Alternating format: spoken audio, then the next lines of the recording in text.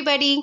आज हम लोग बात करेंगे ऑल्फैक्टरी नर्व के बारे में। बेसिकली हम अपनी सीरीज़ शुरू करने जा रहे हैं क्रेनियल नर्व्स के ऊपर, ताकि हर क्रेनियल नर्व जो हमारी 12 पेयर ऑफ क्रेनियल नर्व्स हैं, इनके बारे में जो मिनिमम हमें पता होना चाहिए वो हमें एग्जैक्टली क्लियर हो। एंड आज जो हम लोग बात करने वाले हैं, आज हम बात करने वाले हैं ऑल्फैक्टरी नर्व के बारे में, जो है हमारी first cranial nerve, right.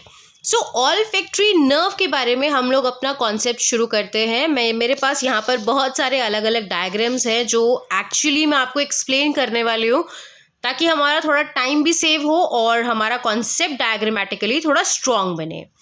Olfactory nerve में सबसे पहली चीज़ आप ये देखो कि ये जो टर्म है ना ऑल्फैक्टरी, ये ऑल्फैक्टरी टर्म डिफाइन करता है हमारे ऑल्फैक्शन को। आपको भी पता है olfaction term is referred to as the sense of smell. खुशबू, बदबू, हम कहते हैं ना यार इसमें से खुशबू आ रही है, इसमें से बदबू आ रही है, तो that is your all the sense of smell. सूंघने की शक्ति को बेसिकली हम लोग ऑल्फैक्शन बोलते हैं। एंड ऑल्फैक्टरी नर्व के बारे में आज हम क्लियर आउट करते हैं कि एग्जैक्टली ऑल्फैक्टरी नर्व का प्रॉपर कोर्स क्या है, राइट। सबसे पहले हम यहाँ ड्रॉ करते हैं हमारी नोज, राइट।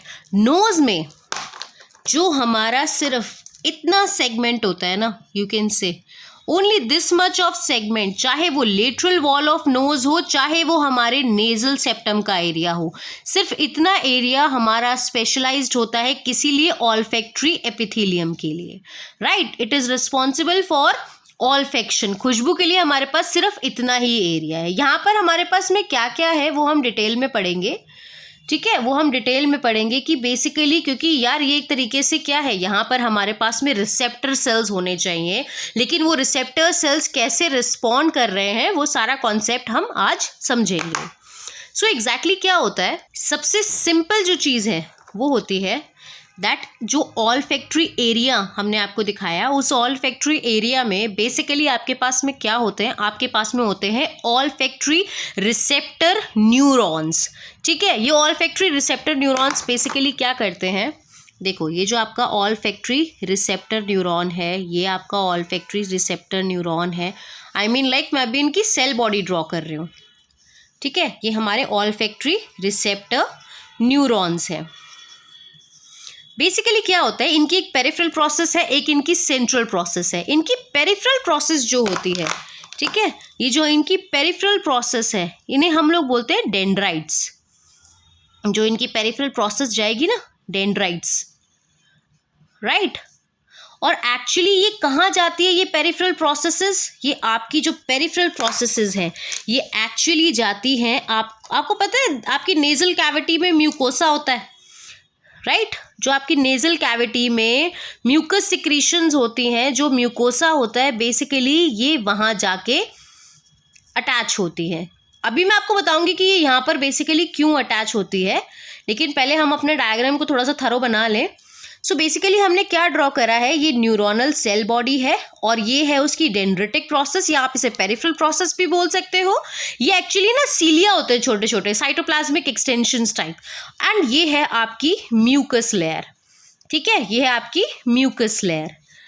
मोर ओवर, क्योंकि एक पेरिफेरल प्रोसेस है, अगर हमने इसको पेरिफेरल प्रोसेस कहा है, ये डेंड्राइट्स है और इन्हें हमने पेरिफेरल प्रोसेस कहा है, तो एक इसकी सेंट्रल प्रोसेस भी होगी। तो जो सेंट्रल प्रोसेस है वो है एक्सॉन, ठीक है। जो ये सेंट्रल प्रोसेस है ये है बेसिकली एक्सॉन, ये है हमारी एक्सॉन, या फिर हम इसे बोलते हैं सेंट्रल प्रोसेस।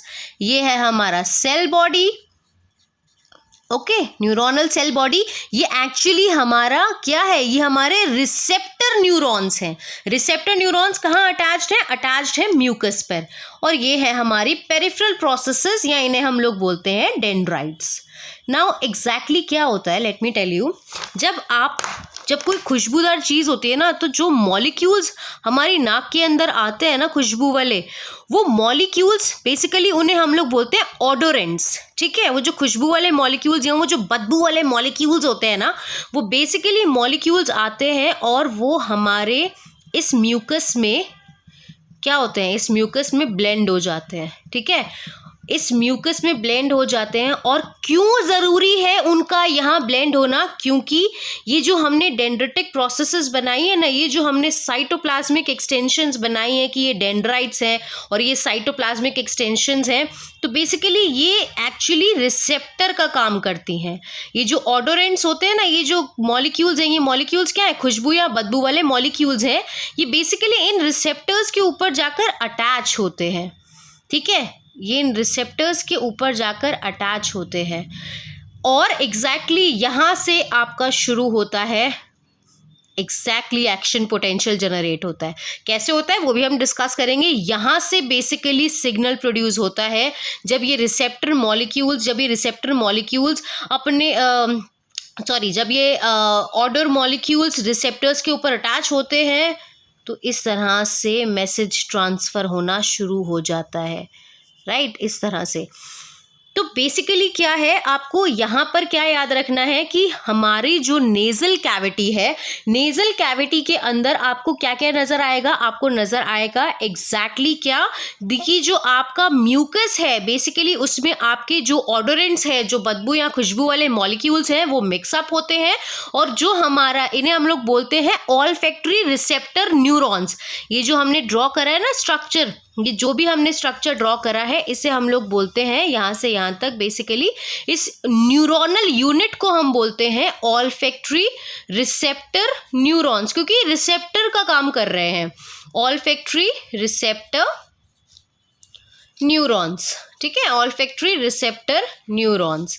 सो बेसिकली क्या होता है, ये जो हमारे ऑल्फैक्टरी रिसेप्टर न्यूरॉन्स हैं, ये क्या रिसीव कर रहे हैं? ये मॉलिक्यूल्स रिसीव कर रहे हैं। देखो ये क्या है, ये केमिकल मैसेंजर्स हैं, ये केमिकल्स हैं, ये क्या है, ये एक तरीके से केमिकल स्टिमुलेशन है जो अब इलेक्ट्रिकल सिग्नल में कन्वर्ट होगा। एग्जैक्टली इलेक्ट्रिकल सिग्नल में कन्वर्ट कैसे होता है मैं आपको वो भी बता देती हूँ। हम लोग बात करते हैं हमारे रिसेप्टर के। एक्चुअली क्या है, जो आपका ये ऑल्फैक्टरी रिसेप्टर है, ये है 7 पास रिसेप्टर। 7 पास रिसेप्टर बोलो आप इसे, या आप इसे बोल सकते हो सर्पेंटाइन रिसेप्टर्स, आपने पढ़ा होगा, ठीक है, या फिर आप इसे बोल सकते हो जी प्रोटीन कपल्ड रिसेप्टर्स। ठीक है, जी प्रोटीन कपल्ड रिसेप्टर्स, बहुत सारे तरीके के रिसेप्टर्स होते हैं। तो जो आपका ये रिसेप्टर है, ये है आपका जी प्रोटीन कपल्ड रिसेप्टर। इसका क्या मतलब है? इसका मतलब है कि आपका जो रिसेप्टर है, आपका जो रिसेप्टर मॉलिक्यूल है कैसा है, ये आपकी सेल मेम्ब्रेन है। राइट, ये आपकी सेल मेम्ब्रेन है। एंड एग्जैक्टली क्या होता है, जब यहाँ पर आपका ये रिसेप्टर है और यहाँ पर जी प्रोटीन ऑल्फैक्शन फैक्टर, ठीक है, जी प्रोटीन लिंक्ड ऑल्फैक्शन फैक्टर है। बेसिकली जब कोई भी ऑडोरेंट, कोई भी केमिकल लाइक कोई भी खुशबूदार बदबूदार मॉलिक्यूल म्यूकस में हमारे इस रिसेप्टर डोमेन पर अटैच होता है, रिसेप्टर पर अटैच होता है, रिसेप्टर के आउटर डोमेन पर अटैच होता है, तो बेसिकली क्या होता है, पहले ये जो हमारा जी प्रोटीन रिसेप्टर है ना, इससे अटैच होता है जीडीपी। लेकिन एग्जैक्टली क्या होता है कि जब ये मॉलिक्यूल, जब हमारा ये ऑडोरेंट या जब हमारा ये जो भी मॉलिक्यूल है जिसे हम लोग खुशबू बदबू का मॉलिक्यूल कह रहे हैं, ये जब भी हमारे इस रिसेप्टर पर अटैच होगा तो बेसिकली यहाँ से जीडीपी डिटैच होकर अटैचमेंट होती है जीटीपी की। और क्योंकि हमारा ये ऑल्फैक्शन फैक्टर जब स्टिम्युलेट होता है, जब हमारा ये ऑल्फैक्शन फैक्टर जीटीपी की अटैचमेंट पर एक्टिव होता है, तो हमारे पास में यहाँ एक एंजाइम है, हमारे पास में यहाँ एक एंजाइम है। इस एंजाइम का नाम है एडेनोलाइल साइक्लेज। इस एंजाइम का नाम है एडेनोलाइल साइक्लेज। राइट, बेसिकली ये फैक्टर एडेनोलाइल साइक्लेज को एक्चुअली क्या करता है, एडेनोलाइल साइक्लेज को एक्टिवेट करता है और एडेनोलाइल साइक्लेज फर्दर क्या करता है, एटीपी को साइक्लिक एएमपी में कन्वर्ट करता है। साइक्लिक एएमपी में जैसे कन्वर्ट होता है, बेसिकली यहाँ एक चैनल होता है जो यूजुअली क्लोज रहता है, लेकिन जैसे ही एटीपी साइक्लिक एएमपी में कन्वर्ट होता है, बेसिकली ये चैनल ओपन अप होता है और यहाँ पर क्या होता है, मॉलिक्यूल्स का आना जाना शुरू हो जाता है। सोडियम अंदर आ रहा है, ठीक है, कैल्शियम अंदर आ रहा है इसी चैनल के थ्रू, प्लस जो बाहर जा रहा है उसका नाम है क्लोराइड। तो एक्चुअली हम आपको ये सब बातें क्यों बता रहे हैं, क्योंकि आपको पता है कि जब भी कोई सेल रेस्टिंग सिचुएशन में होता है, जब भी कोई सेल रेस्टिंग सिचुएशन में होता है तो उसकी इनर साइड या उसका रेस्टिंग मेम्ब्रेन पोटेंशियल नेगेटिव होता है। लेकिन क्या हो रहा है यहाँ पर, जब हमारे रिसेप्टर से उसका मॉलिक्यूल या लाइगेंड अटैच हो रहा है तो क्या हो रहा है, ये फैक्टर स्टिमुलेट हो रहा है एंड इवेंचुअली क्योंकि आयंस की मूवमेंट होगी, देखो सोडियम अंदर जा रहा है, कैल्शियम अंदर जा रहा है, तो क्या होगा, नेट मूवमेंट ऑफ आयंस की वजह से ये जो हमारी इलेक्ट्रोनेगेटिविटी थी रेस्टिंग मेम्ब्रेन पोटेंशियल की, अब ये पॉजिटिव की तरफ मूव करते हैं, यानी कि यहाँ कैरी आउट होने लगता है डीपोलराइजेशन।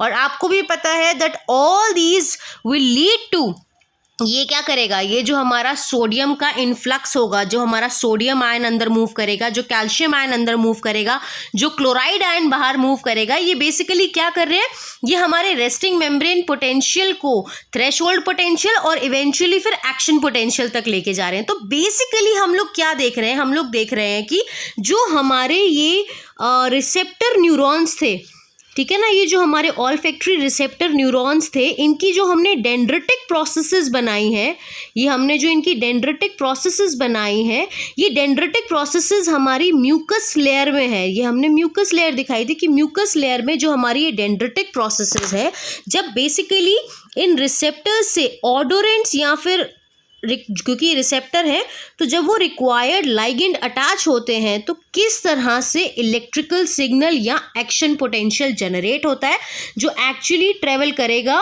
कहाँ, ऊपर की तरफ। ठीक है, तो अब आपको ये समझ आना चाहिए कि एग्जैक्टली आपके पास में ऑब्वियस सी बात है एक्शन पोटेंशियल जनरेट होगा, कहाँ से हो रहा है, क्योंकि अटैचमेंट पर डीपोलराइजेशन हो रही। क्यों हो रही है, क्योंकि एड्रेनालाइल साइक्लेज आपका एक्टिव हो जाता है जो एटीपी को साइक्लिक एएमपी में कन्वर्ट करता है and actually there occurs movement of sodium ion and calcium ion influx, ठीक है, एंड इफ्लक्स ऑफ क्लोराइड। तो अगर आप देखोगे तो आपका जो म्यूकस है वो होगा क्लोराइड रिच, म्यूकस आपका क्लोराइड रिच होगा। अगर हम इसको एक टैब्यूलेटेड फॉर्म में देखें, टेबल के फॉर्म में देखें तो क्या होगा, सबसे पहला स्टेप है attachment of ligand odour molecule to the receptor. जो हमने देखा कि सेल मेम्ब्रेन के अक्रॉस जो हमारा रिसेप्टर है जो अंदर फैक्टर से जुड़ा हुआ है, कौन से फैक्टर से, ऑल्फैक्टरी फैक्टर से, जी प्रोटीन लिंक्ड ऑल्फैक्टरी फैक्टर से जुड़ा है। जैसे ही इस पर ऑर्डर मॉलिक्यूल जो लाइगेंड की तरह काम कर रहा है अटैच होता है, बेसिकली पहले हमारा ये रिसेप्टर जीडीपी से अटैच होता है, पहले यहाँ पर जीडीपी अटैच होती है, लेकिन जैसे ही ये मॉलिक्यूल अटैच होता है ये जीडीपी यहाँ से हटकर किससे अटैच हो जाती है, ये अटैच हो जाता है जीटीपी के मॉलिक्यूल से। मोरओवर हमारा ये जो ऑल्फैक्टरी फैक्टर है ये स्टिमुलेट होगा और जैसे ये स्टिमुलेट होगा, जैसे ये एक्टिव होगा, वैसे ये क्या करेगा, ये फैक्टर एक्टिवेट करेगा हमारे एड्रेनालाइल साइक्लेज को जो कन्वर्ट करता है एटीपी को साइक्लिक एएमपी में। और जैसे ही ये साइक्लिक एएमपी प्रोड्यूस होगा वैसे ही क्या होगा, बेसिकली सेल मेम्ब्रेन में जो एक चैनल था उस चैनल के थ्रू दो इवेंट्स होंगे, influx of sodium and calcium ion and efflux of chloride ion. तो उससे क्या होगा, एक्चुअली हमारा एक्शन पोटेंशियल जनरेट होगा। ये तो बात होगी कि किस तरह से receptor molecules basically action potential generate कर रहे हैं। अब हम वापस जाते हैं ऑल्फैक्टरी नर्व की एनाटॉमी के ऊपर, कोर्स के ऊपर। तो क्या होता है, हमने ऑल्फैक्टरी रिसेप्टर न्यूरॉन्स जब बनाए थे तो उसमें हमारी ये सेल बॉडीज़ थी, न्यूरोनल सेल बॉडीज़, ठीक है। उसके बाद हमने नीचे बनाए थे इनकी डेंड्रिटिक प्रोसेसेस जो बेसिकली क्या है, रिसेप्टर मॉलिक्यूल्स का काम कर रही हैं, जो रिसीव कर रही हैं सिग्नल्स को। प्लस हमने कहा था कि क्योंकि ये पेरिफेरल प्रोसेस है तो इसकी जो सेंट्रल प्रोसेस है वो इस तरफ ड्रॉ होगी। सेंट्रल प्रोसेस को हमने कहा कि ये एक्सॉन है या ये सेंट्रल प्रोसेस है। बेसिकली क्या होता है, ये जो हमारे एक्सॉन्स हैं ये फ्यूज़ करके एक पर्टिकुलर बंडल बनाते हैं, ठीक है। ये 5-6 यहाँ फ्यूज़ करे तो इन्होंने एक बंडल बना लिया इस तरह से, राइट। सिमिलरली एक सेट हम और ड्रॉ करते हैं, हमारा एक सेट सिमिलर हम यहाँ और ड्रॉ करते हैं। जैसे हमारे पास ये 3-4 न्यूरोनल सेल बॉडीज़ और हैं, ये उनकी डेंड्रिटिक प्रोसेसेस हो गई जो रिसेप्टर का काम कर रही हैं, ठीक है। इस तरह से, प्लस ये इनके सेंट्रल प्रोसेसेस या इनकी एक्सॉन है, ठीक है, ये इनके सेंट्रल प्रोसेसेस या इनके एक्सॉन्स हैं, ये एक बनाएंगे। तो बेसिकली ऐसे हमारे पास में 15 to 20 ऑल्फैक्टरी नर्व्स हो जाती हैं। 15 to 20 olfactory nerves basically pass करती हैं cribriform plate of ethmoid bone से, जो मैं आपको भी स्कल में दिखाती हूँ कि एग्जैक्टली कहाँ पर है। And in this particular area ये अटैचमेंट कहाँ पर थी, ये अटैचमेंट थी हमारी म्यूकस में, ठीक है, ये अटैचमेंट थी कहाँ, ये अटैचमेंट थी हमारी म्यूकस में। सो बेसिकली अब जो एक्शन पोटेंशियल जनरेट हो रहा है वो जा रहा है और ट्रेवल कर रहा है। एग्जैक्टली क्या होता है, let me show it to you. ये जो हमारे पेयर्स हैं, ये 15 to 20 pair of cranial nerves, ये बेसिकली पास करती हैं cribriform plate of ethmoid bone, crista galli cribriform, this is your crista galli, right, ये है आपका क्रिस्टा गैलाए, ये है cribriform plate of ethmoid bone. और ये जो क्रिब्रीफॉर्म प्लेट, ये जो छिदी हुई बोन होती है ना, बेसिकली यहाँ से आपकी ऑल्फैक्टरी नर्व्स, ये जो नर्व्स हैं, ये ऑल्फैक्टरी नर्व्स आपकी यहाँ से एंटर करती है। क्योंकि एग्जैक्टली क्या होता है, आपके पास में यहाँ पर आपका फ्रंटल लोब होता है, ये आपका फ्रंटल लोब होता है, और फ्रंटल लोब के नीचे जस्ट होता है आपका ऑल्फैक्टरी बल्ब। ऑल्फैक्टरी बल्ब को हम लोग बोलते हैं, it is an extension of, और you can say it is a derivation of, ये टीलेंसेफेलॉन से डेराइव होता है। Olfactory bulb is said to be derivative of telencephalon. Telencephalon prosencephalon का पार्ट होता है। तो बेसिकली अगर हम स्कल में देखें कि हमारा ये क्रिस्टा गैलाए एग्जैक्टली है कहाँ, okay, this is your skull. So exactly अगर हम यहाँ पर देखें तो हम क्या देखेंगे, this is your anterior cranial fossa, this is anterior cranial fossa, and as you can see ये आपका नेजल कैविटी है, ये आपकी नेजल कैविटी है, ठीक है, as you can see this is your nasal cavity. So basically what happens is that, जो आपकी ऑल्फैक्टरी नर्व्स थी वो cribriform plate of ethmoid bone से आएंगी। I think you can appreciate, this is your crista galli, ये आपका crista galli है, ठीक है, ये आपका क्रिस्टा गैलाए है, and this is your cribriform plate of ethmoid bone. यहाँ से बेसिकली वो एंटर करती है, ये एरिया यहाँ पर एंटर करती है, और यहाँ पर आपका होता है ऑल्फैक्टरी बल्ब। अब हम फिर से ड्रॉ करते हैं, यहाँ पर मैंने बनाया ऑल्फैक्टरी बल्ब, ठीक है, ये है आपका ऑल्फैक्टरी बल्ब।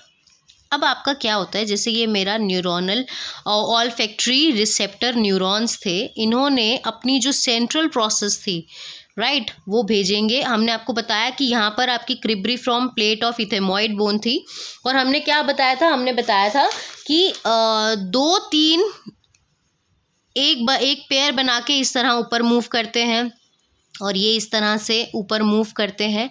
अब क्या है कि ये जो आपकी एक्सॉन्स मूव कर रहे हैं, ये क्या थे, ये एक्सॉन्स थे। क्यों थे ये एक्सॉन्स, क्योंकि हमने कहा था कि बेसिकली ये इसकी डेंड्रिटिक प्रोसेसेस हैं जो रिसेप्टर का काम कर रही हैं। ये हमारे क्या थे, ये हमारा था ऑल्फैक्टरी रिसेप्टर न्यूरॉन। ये बेसिकली क्या था हमारा स्ट्रक्चर, ये था ऑल्फैक्टरी रिसेप्टर न्यूरॉन, ये है हमारा ऑल्फैक्टरी रिसेप्टर न्यूरॉन, ठीक है। एंड ये इनकी डेंड्रिटिक प्रोसेसेस थे, ये इनकी क्या है, ये इनकी डेंड्रिटिक प्रोसेसेस हैं। जो इनकी ये एक्सोनल प्रोसेसेस हैं या जो सेंट्रल प्रोसेसेस हैं, बेसिकली जब ये क्रिब्रीफॉर्म, ये जो आपको दिखाया ना ब्लैक कलर में, this is your cribriform plate of ethmoid bone से जब क्रॉस करके एंटर करती है इंटीरियर क्रेनियल फोसा में, तो ये स्ट्रक्चर है आपका ऑल्फैक्टरी बल्ब। ऑल्फैक्टरी बल्ब में क्या होता है, ऑल्फैक्टरी बल्ब में फिर ये जब ऊपर जाती हैं तो ऑल्फैक्टरी बल्ब में इनका काम क्या होता है, ये किसके साथ में क्या, देखो यहाँ पर क्या है, यहाँ पर एक स्पेशलाइज्ड सेल्स होते हैं, ये हमारे स्पेशलाइज्ड सेल्स हैं जिन्हें हम लोग बोलते हैं माइट्रल सेल्स, ठीक है, ये हमारे माइट्रल सेल्स हैं। और बेसिकली क्या होता है, ये जो हमारे माइट्रल सेल्स होते हैं ना, इनकी भी सिमिलरली एक डेंड्रिटिक है और एक जोनल है, इनकी भी डेंड्रिटिक इंटरैक्शंस इनके साथ में जुड़ती हैं। इनकी dendritic processes olfactory receptor neuron के एक्सॉन के साथ में कॉम्प्लेक्स बनाती हैं, और इनका भी क्या है, इनके भी अपने एक्सॉन्स होते हैं इस तरह से, जो फर्दर कनेक्ट होकर बनाते हैं ऑल्फैक्टरी ट्रैक्ट। क्या बनाते हैं, ऑल्फैक्टरी ट्रैक्ट, ठीक है, फर्दर बनाते हैं वो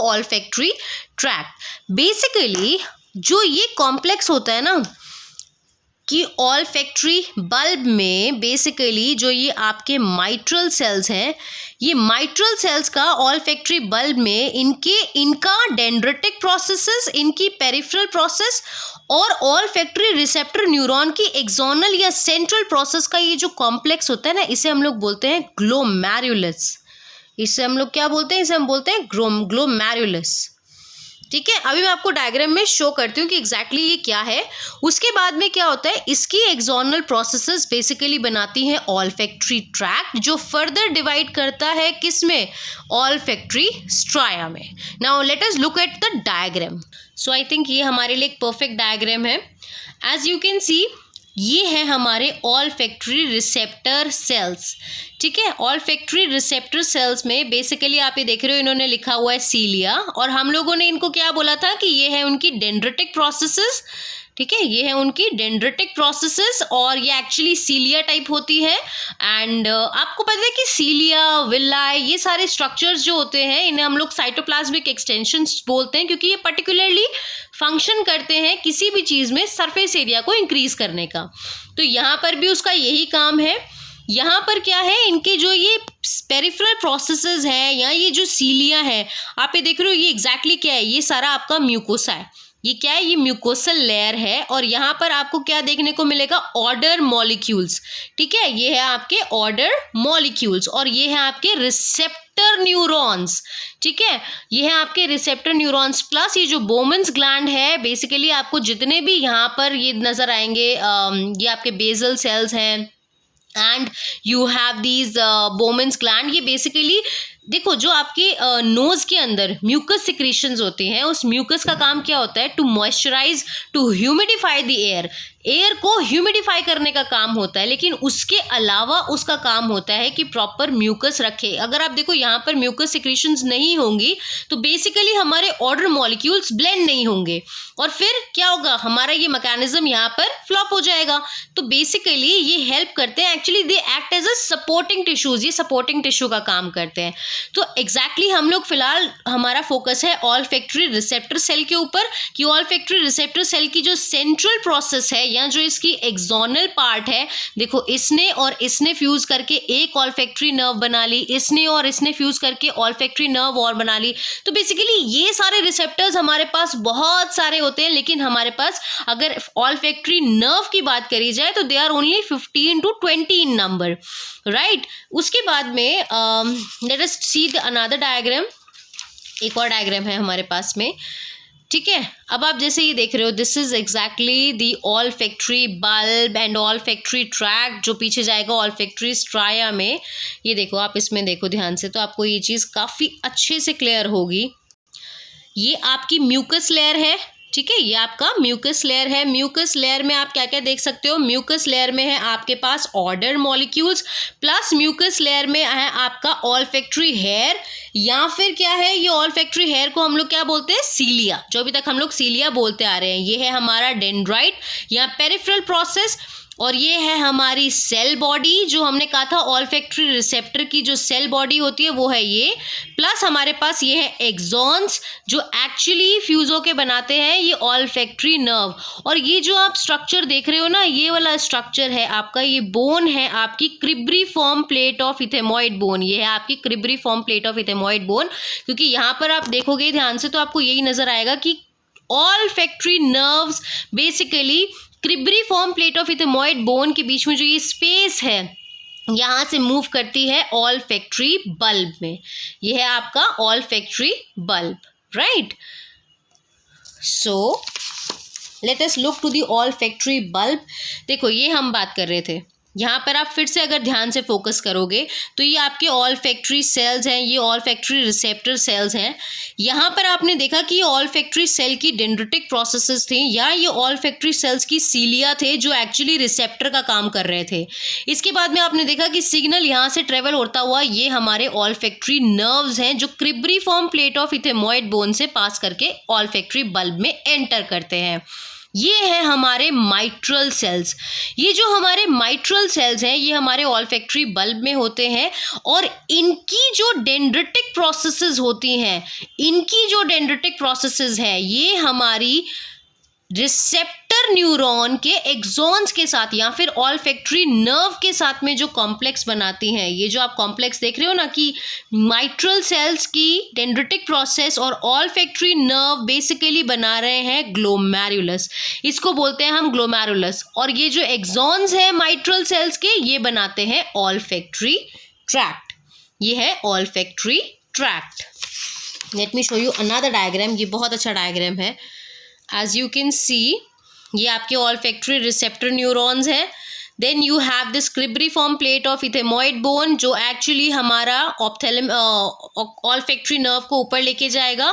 And glomeruli exactly क्या है? glomeruli है हमारा जहाँ पर mitral cells की dendrites plus olfactory nerve meet करती हैं। देखो जो हमारे ये टफ्टेड सेल्स हैं या जो माइट्रल सेल्स हैं, इनको हम लोग सेकेंडरी न्यूरॉन्स भी बोलते हैं because these are the primary neurons और वो हमारे सेकेंडरी न्यूरॉन्स हैं।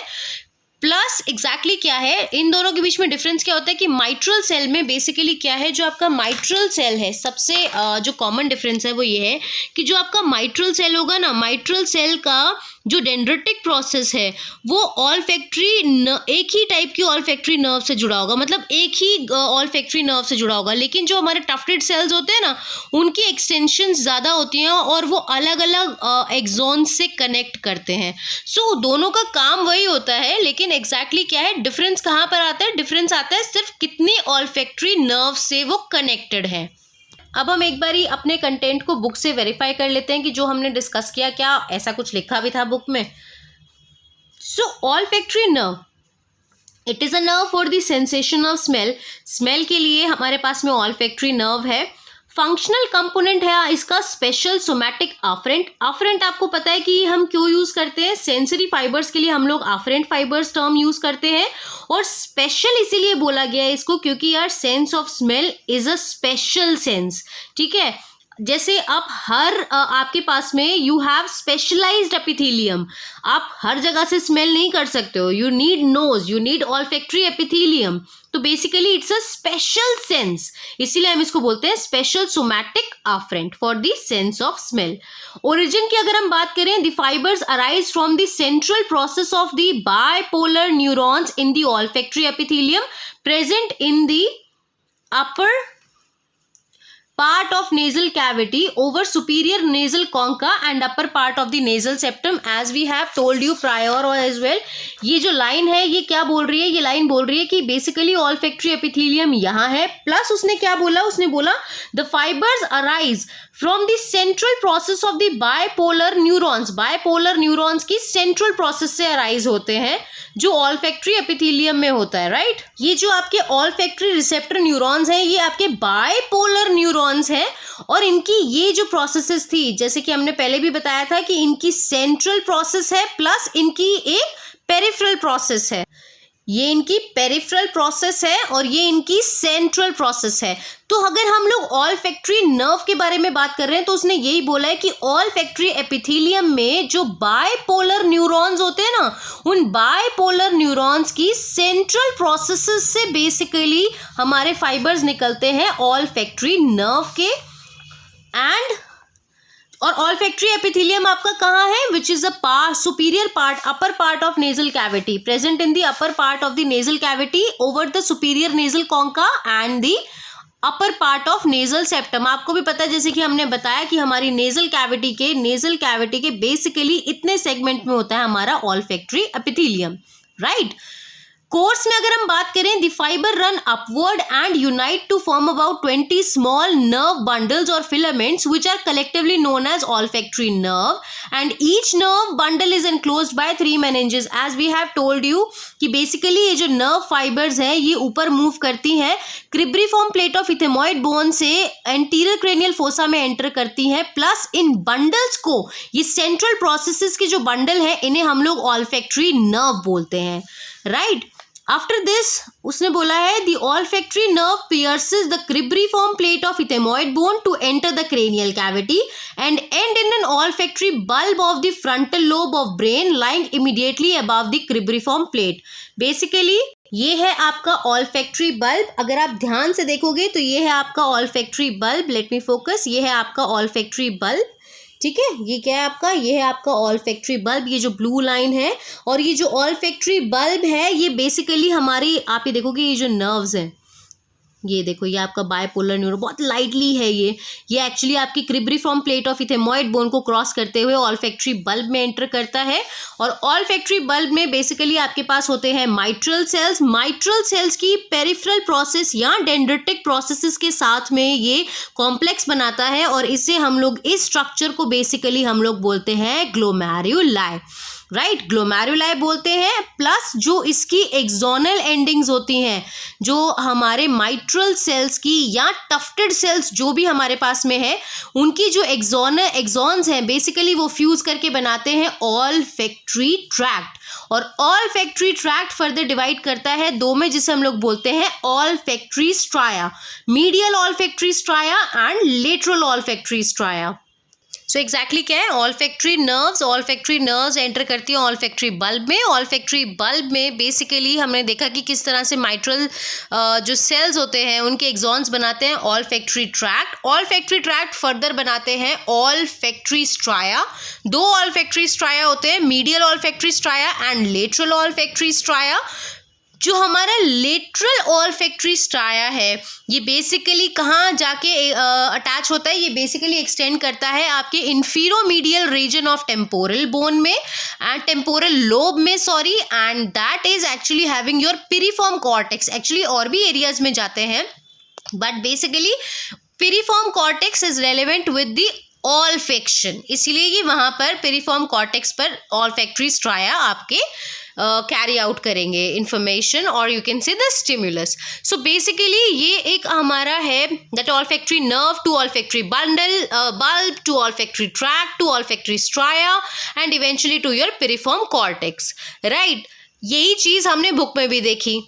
क्लिनिकल एंड अप्लाइड एनाटमी में सबसे कॉमन चीज़ जो है वो हमारे पास है lesions of the olfactory nerve results in the loss of sense of smell called as anosmia, right. किसी भी तरीके का कोई लीजन अगर ऑल्फैक्टरी नर्व में होता है तो ऑब्वियसली हमें स्मेल आना बंद हो जाएगी, that is and that condition is called as anosmia. The sense of smell also plays an important role in finer appreciation of taste। देखा जाए तो टेस्ट 80% सेंस ऑफ स्मेल ही होता है। ऑलवेज रिमेंबर, ये बहुत फ्रीक्वेंटली पूछा जाता है कि अगर किसी को जुकाम लगा हुआ है, राइट, तो एग्जैक्टली क्या होता है कि आप खाना खाओगे, आप खाने में स्वीट है कि वो सोर है कि वो बिटर है, यानी कि नमकीन है, खट्टा है, मीठा है, आप इस चीज़ का पता तो लगा पाते हो, लेकिन आप ये पता नहीं लगा पाते एग्जैक्टली कि स्वाद क्या है उस चीज़ का, एग्जैक्टली उस चीज़ में है क्या। मतलब आप फ्लेवर नहीं एक्सपीरियंस कर पाते हो, फ्लेवर नहीं डिस्टिंग्विश कर पाते हो उसका। तो बेसिकली उसका रीज़न क्या होता है, बेसिकली क्या होता है, जब भी आप कुछ खाते हो ना, जब भी आप कुछ खाओगे तो वो सारी इन्फॉर्मेशन आपकी टेस्ट बड्स से भी जाएगी, प्लस ऑल्फैक्शन भी मैटर करता है। जब sense of taste plus sense of smell combine होते हैं तभी हमारे पास में हम लोग जो actual you can say flavour कह सकते हो या एक्चुअली हम लोग अप्रिशिएट कर पाते हैं कि खाने में है क्या, राइट। जब हमें ज़ुकाम हो जाता है तो बेसिकली हमारी सेंस ऑफ स्मेल काम नहीं करती। क्यों नहीं करती? जब हमें सपोज़ कोई नेज़ल इन्फेक्शन है या कोई पैरानेज़ल साइनस इन्फेक्शन है या कोई भी ऐसा इन्फेक्शन है जिसमें हमारी जो म्यूकोसल लेयर है वो काफ़ी थिक हो जाती है। म्यूकोसल लेयर में क्या थे, अब क्या है, ये हमारा म्यूकोसल लेयर है, ठीक है। हमारे म्यूकोसल लेयर में बेसिकली क्या क्या था, एक तो ऑल्फैक्टरी रिसेप्टर न्यूरॉन्स के सीलिया थे, प्लस क्या होता है कि जो हमारे ऑर्डर मॉलिक्यूल्स थे ना, जो हमारे ऑर्डर मॉलिक्यूल्स यहाँ थे वो कंपैरेटिवली डिस्पर्स नहीं हो पाते, राइट, अटैच नहीं हो पाते, और इसीलिए हम लोग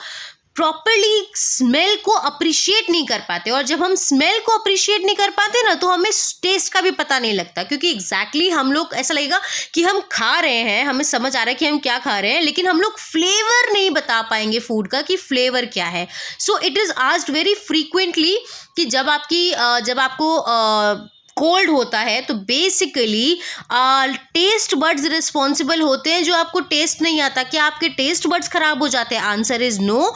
टेस्ट बड्स का कोई ऐसा एनिमली, कोई ऐसी पैथोलॉजी नहीं होती। Actually taste can be said to be, taste को हम कह सकते हैं कि वो 80% स्मेल होती है, राइट। 80% स्मेल एग्जैक्टली होती है। प्लस आपको एक चीज़ और पता होनी चाहिए कि हम लोगों की जो यू कैन से हम लोगों की जो स्मेल का कैपेसिटी है, हम लोगों की जो सूंघने की शक्ति है बेसिकली, वो कुत्तों से कम होती है, बहुत सारे जानवरों से कम होती है। क्यों? क्योंकि हमारी नेज़ल कैविटी में सिर्फ लेटरल वॉल ऑफ नोज़ में आप देखो या नेज़ल सेप्टम में देखो तो बहुत ही छोटा सा हमारे पास में सेगमेंट है जो ऑल्फैक्टरी एपिथेलियम कैरी आउट करता है, जबकि उन लोगों जानवरों की नाक में काफ़ी बड़ा एरिया ऐसा होता है जिसमें ऑल्फैक्टरी एपिथेलियम होता है। तो बेसिकली इसीलिए भी हमारी सूंघने की शक्ति उनके कंपैरिजन में बहुत कम होती है। So with this we end up what all basic you should know about the olfactory nerve. Next हम लोग पढ़ेंगे optic nerve. Thank you.